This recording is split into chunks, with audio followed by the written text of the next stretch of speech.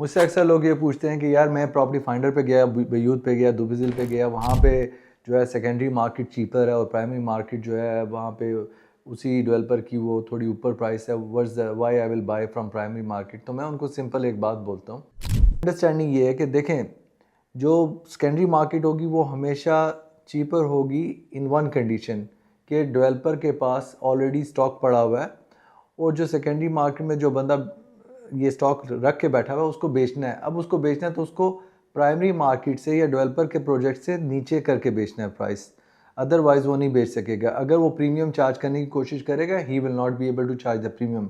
जबकि अभी उसको वाइस वर्सा इस तरह कर लें कि जैसे ही डेवलपर का स्टॉक ख़त्म हो जाता है, उस प्रोजेक्ट में कोई इन्वेंट्री नहीं रहती, तो वही चीज़ सेकेंडरी मार्केट का जो बायर होता है वो जब बेच रहा होता है तो वो प्रीमियम के साथ बेचता है या हायर प्राइस पे बेचता है। इसकी एग्जांपल मैं आपके सामने रैंचिस को रखूँ, रैंचिस 3 को रखूँ, मुदोन को रखूँ, या मैं सिटी वॉक या डिफरेंट डाउनटाउन के प्रोजेक्ट्स को रखूँ कि जैसे ही डेवलपर का स्टॉक ख़त्म हुआ होगी मैच्योर और वो स्टॉक चला गया सेकेंडरी मार्केट के हाथ में, वहाँ से प्रीमियम आना शुरू हो गया। ज़रूरी नहीं है कि प्राइमरी मार्केट हमेशा एक्सपेंसिव हो। अगेन जो मैंने पहले चैप्टर में कहा था कि when the developer starts the master community that's the best time to make money. But not the least कि अगर ये सब मैंने एक्सप्लेन कर दिया, then why I choose to buy an off plan project. मैं अब ऑफ प्लान क्यों बाय करूँगा? तो इसकी सिंपल लॉजिक जो है मेरे पास है, जो why it has to be an off plan. मैंने आपको पहले बताया था कि you are entering in a brand new community, a brand new development, और आपके पास चूज़ करने का ऑप्शन अच्छा है। Then important thing is that कि आपके कैश फ्लोज इतने स्ट्रॉन्ग नहीं हैं कि you can take something direct from the secondary market जहाँ पे आपको सारा पैसा अपफ्रंट रखना है।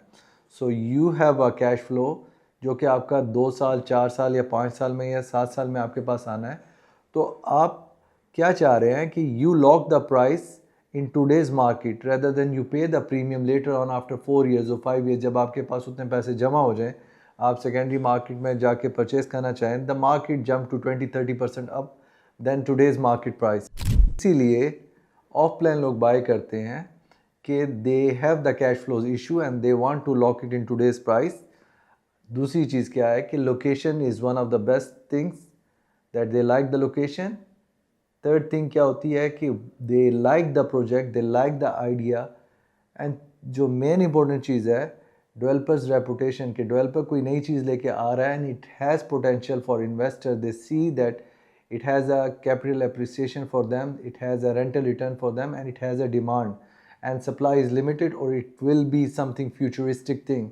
So उस जगह पे you must jump and buy that product. Buy an off plan, but make sure that you guys understand all these things what I discussed with you.